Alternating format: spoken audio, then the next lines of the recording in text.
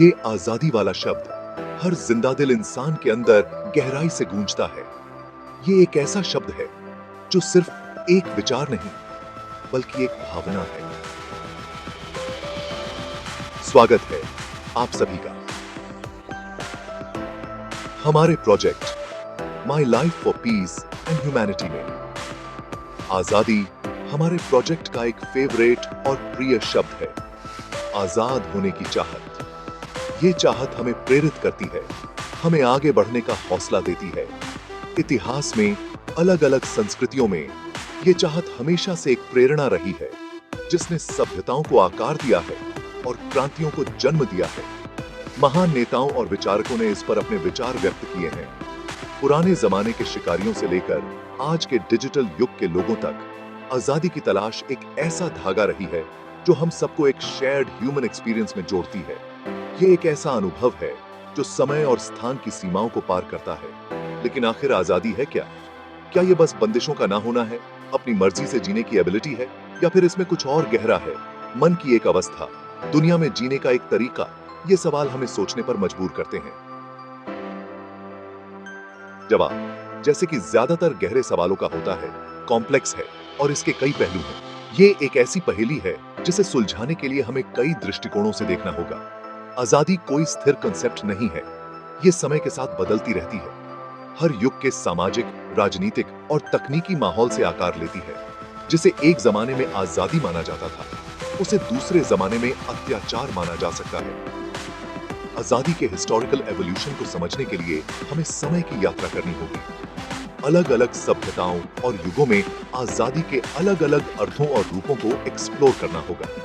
हम pre historic मैदानों से लेकर 21वीं सदी के डिजिटल लैंडस्केप्स तक आजादी के निशान खोजेंगे। जरा सोचिए हमारे पूर्वजों के जीवन के बारे में, जब वे विशाल जंगलों और खुले मैदानों में स्वतंत्र रूप से घूमते थे, अपने भोजन की तलाश में। उनका अस्तित्व हालांकि खतरों से भरा हुआ था, लेकिन उसमें आजादी थी। एक ऐसी आजादी जो आज के समय में दुर्लभ है। बसे हुए समाजों की बंदिशों से मुक्त, वे प्रकृति के साथ सद्भाव में रहते थे। हर दिन एक नई चुनौती और एक नया अवसर लेकर आता था। उनकी गतिविधियां धरती की लय और संसाधनों की उपलब्धता से तय होती थी, मौसम के बदलाव और जानवरों के प्रवास के अनुसार। उनकी आजादी अधिकारों या कानूनों का मामला नहीं थी, बल्कि अस्तित्व का एक सरल सत्य थी। एक ऐसी सच्चाई जो उनके जीवन का आधार थी। वे घूमने, शिकार करने, इकट्ठा करने के लिए स्वतंत्र थे, अपने परिवार और समुदाय के लिए भोजन और संसाधन जुटाने के लिए। उनका जीवन सर्वाइवल के प्राइमल इंस्टिंक्ट्स और उनके एनवायरनमेंट के प्राकृतिक क्रम द्वारा नियंत्रित था। एक ऐसा जीवन जो आज के समय से बहुत अलग था। ऐसा कहने का मतलब ये नहीं है कि हम उन कठिनाइयों को नजरअंदाज कर रहे हैं जिनका उन्होंने सामना किया, बल्कि यह समझने की कोशिश कर रहे हैं कि उनकी आजादी का क्या मतलब था। जीवन अनिश्चित था, तत्वों और शिकारियों के खिलाफ एक निरंतर संघर्ष हर दिन एक नई चुनौती और एक नया संघर्ष लेकर आता था। फिर भी इस संघर्ष के भीतर एक फंडामेंटल लिबर्टी मौजूद थी, प्राकृतिक दुनिया से उनके सीधे संबंध से उत्पन्न एक ऑटोनॉमी जो उन्हें एक अनोखी स्वतंत्रता देती थी। सामाजिक ढांचों की अनुपस्थिति का मतलब था हर दिन एक नई चुनौती और एक नया संघर्ष। कृषि के उदय के साथ गांव आए, फिर शहर, और उनके साथ सभ्यता का जन्म हुआ, जैसा कि हम जानते हैं। इन नए स्थायी निवासों ने मनुष्यों को एक स्टेबल लाइफ प्रदान किया, लेकिन इसके साथ ही नई चुनौतियां भी आईं। सभ्यता के इन केंद्रों में लोगों ने एक साथ मिलकर काम करना सीखा, संसाधनों को साझा किया और एक संगठित समाज का निर्माण किया। लेकिन यह प्रगति एक कीमत पर आई, व्यक्तिगत स्वतंत्रता में कमी। जैसे जैसे समाज अधिक संगठित होता गया, व्यक्तिगत स्वतंत्रता सीमित होती गई। सुव्यवस्थित जीवन के साथ सामाजिक संगठन के नए रूप, हायरार्कीज और निजी संपत्ति की अवधारणा आई। इन सामाजिक संरचनाओं ने लोगों को उनके कार्यों और भूमिकाओं में बांध दिया। घूमने के लिए अब और स्वतंत्र नहीं।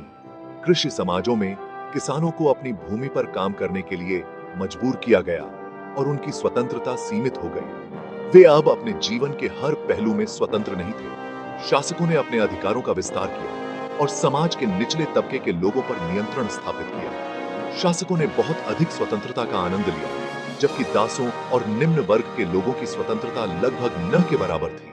आजादी के लिए जंग छिड़ी। इसी दौरान कई महान विचारक आए, सोक्रेटिस, प्लेटो, कॉन्फ्यूशियस, जिन्होंने आजादी और न्याय पर अपने विचार दिए। उन्होंने लोगों को आजाद सोचने की सलाह दी। फिर आई फ्रेंच रिवॉल्यूशन और अमेरिका की स्वतंत्रता संग्राम। यह वह दौर था जब राजतंत्र के विरुद्ध जनमत खड़ा हुआ। आजादी का मतलब अब सिर्फ व्यक्ति विशेष की नहीं, पूरे समाज की थी। समानता, बंधुता और आजादी, ये तीन आदर्श दुनिया भर में फैलने लगे। आज के समय में आजादी का स्वरूप बदल गया है। मुल्क तो आजाद हैं, लेकिन व्यक्ति को अपनी सोच, अपने विचार और अपने फैसलों में कितनी आजादी मिली है? डिजिटल युग ने नए बंधन दिए हैं। सोशल मीडिया प्लेटफॉर्म और डिजिटल कॉर्पोरेशंस हमारी आजादी को एक नए तरीके से प्रभावित कर रहे हैं। क्या हम सच में आजाद हैं जब हम अपने विचार, अपने डेटा और अपने फैसलों को डिजिटल दुनिया के हाथ में दे रहे हैं? आजादी का सफर लंबा है और ये हर युग में नए रूप लेकर सामने आता है। आज भी दुनिया के जागरूक लोग व्यक्ति स्वतंत्रता के लिए लड़ रहे हैं। समानता और आजादी के विचार को हर इंसान तक पहुंचाने की जरूरत है। आपका खुद का project my life for piece और ह्यूमैनिटी इसे बखूबी निभाएगा। आजादी सिर्फ एक शब्द नहीं, एक जीवन दर्शन है। प्रकृति के बंधन से लेकर डिजिटल युग के प्रभाव तक आजादी हर युग में अपने नए रंग दिखाती है। आप अपने विचार कमेंट में जरूर लिखिएगा, आपके लिए आजादी का क्या अर्थ है। और अगर आपको ये वीडियो पसंद आई हो तो लाइक करिए, शेयर करिए और चैनल को सब्सक्राइब जरूर करिए। आजादी एक अंतहीन सफर है जो हर युग में नई चुनौतियों और नए अर्थों के साथ आगे बढ़ता है। इस सफर में हम सबको अपनी अपनी पहचान, अपनी आजादी को समझना होगा। और ये तब होगा जब दुनिया के सभी लोग project my life for piece and humanity को अपनाएंगे। मानवता की छोटी से छोटी समस्याओं को गंभीरता से लेने और इसके स्थायी समाधान के लिए अग्रसर है हम सबका प्रोजेक्ट। लेकिन सबसे पहला कदम है लोगों की सोच को बदलना, लोगों में जागरूकता लाना। हर एक इंसान की एक छोटी सी कोशिश इस प्रोजेक्ट को मजबूती देगी। चाहे वक्त जितना भी लगे, ईश प्रोजेक्ट की पवित्रता को एस्टैब्लिश हम लोग करके ही रहेंगे और एक दिन ये प्रोजेक्ट कहलाएगा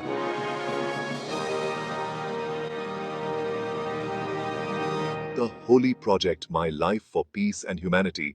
फिर मिलेंगे, अपना ख्याल रखिए, अलविदा।